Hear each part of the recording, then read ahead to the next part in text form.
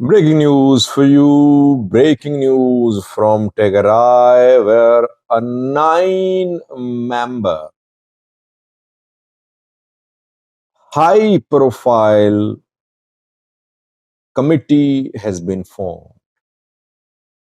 This committee will serve as the decision-making body for Tigray. Generally, such committees are formed when there is emergency, when key decisions need to be made. That is why all stakeholders are made part of the committee. Question is, who are the members of this committee? Why was the need for the formation of this committee?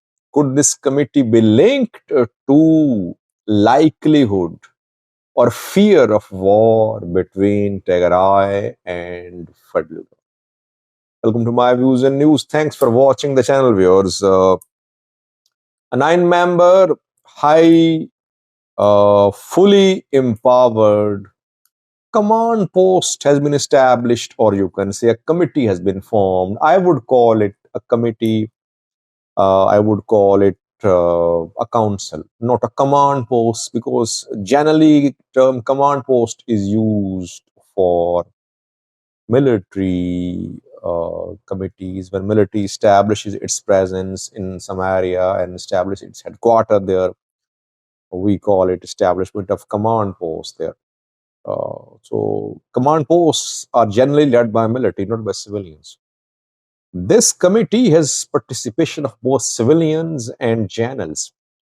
Which group, civilians or journals, will be in majority? Which group will make big decisions? Firstly, 9 members. Who are the 9 members of this committee? 4 from TPLF and 5 from Tigray military have been made part of this committee. From TPLF, as expected, Debretsion, chairman of Tigray People Mission Fund, is a member. Emmanuel Assafa is also a member because he is deputy president of Tigray, deputy chairman of the party. So you cannot keep him out of such a committee. He is there too. Monjurino is there too.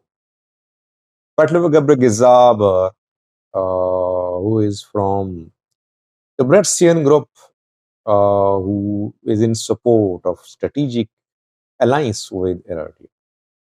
Abraham Takaste is the 4th one. Abraham is a member of TPLF Central Committee and both Executive Committee. He is also very influential. No presence of other TPLF leaders like Getachew Essefa Elim is not there too. 5 members from Tigray military. Where are they? Where are they is the president, but basically he is general. So we should consider him as representative of military, not representative of civilian groups in Tigray. Where are they there? Secondly,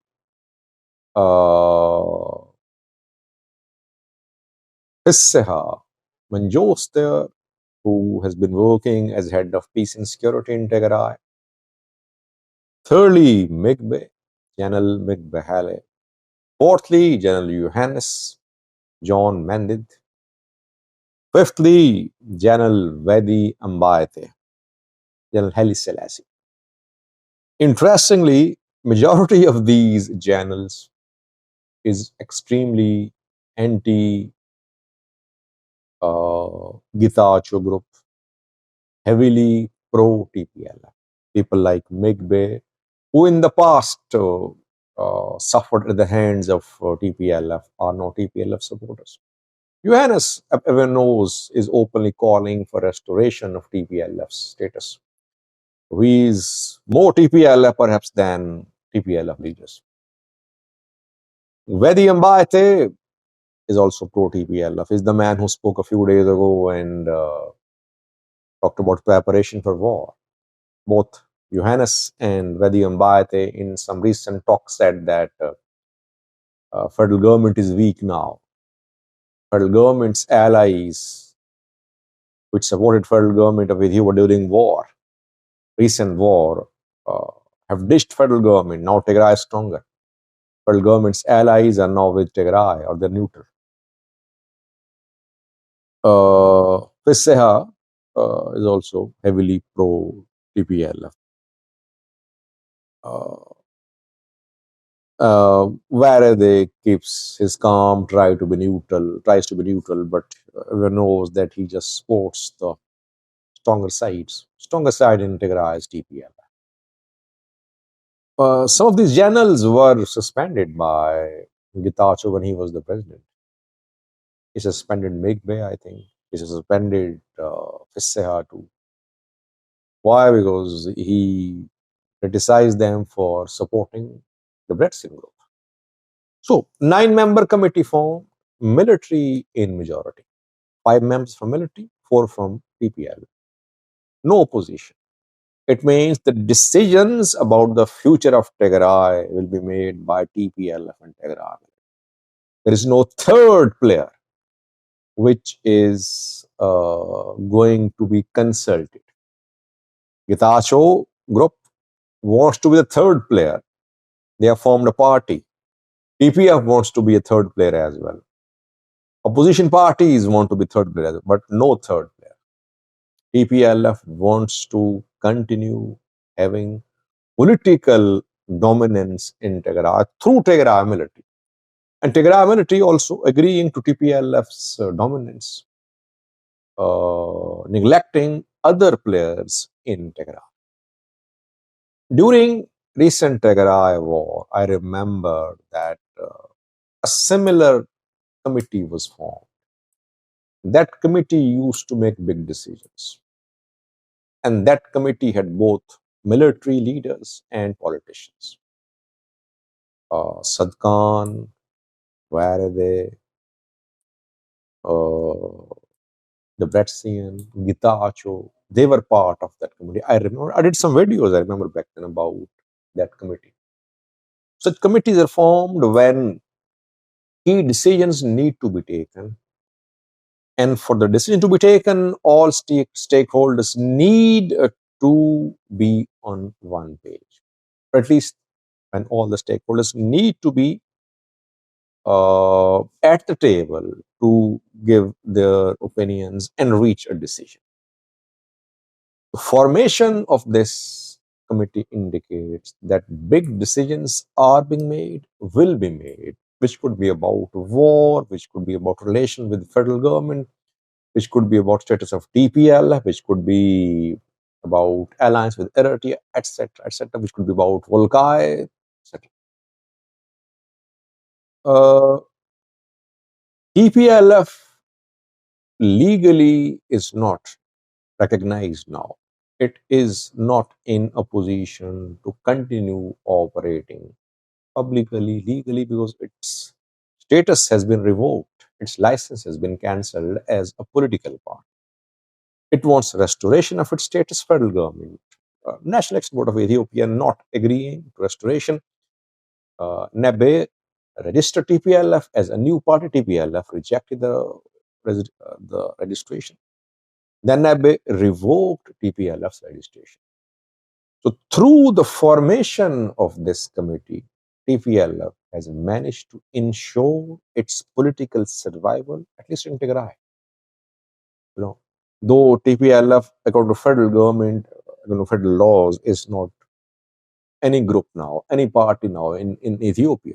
But in Tigray, this TPLF will make all the big decisions in alliance with Tigray's military. And if TPLF is surviving, it's because of the support which it is receiving from Tigray military. The day Tigray military stops supporting TPLF, it won't be able to survive because it is not recognized as a party. But Tigray military, TPLF are both sides of the same. They are uh, the same sides of a coin. You can say that you can interchange them. We can sum up views that Tigray leaders are not sleeping. These people have decades of experience of fighting wars, of running the country, of forming relations with countries, forming alliances. So they are not sleeping. They want to make peace with the federal government, but not according to the terms and conditions of the federal government. They have their own terms and conditions. And their estimate, military's estimate, that Tigray is stronger now, the federal government is weak now, that Tigray will get support from Eritrea, etc. This estimate would lead to escalation. I am not saying that TPLF and Tigray military are initiating escalation. Federal government wants to crush TPLF. It's clear. Abiy wants to crush TPLF. Situation not favorable for him to invade Tigray. He wants to ensure that war does not erupt now. He wants to wait for the right time. He wants to kill TPLF legally, through military means, through other means. He wants to kill TPLF. It's clear. TPLF and Eritrea, they want to survive. TPLF wants to survive. Eritrea has its own concerns, which we can talk about in future videos. Thank you for watching.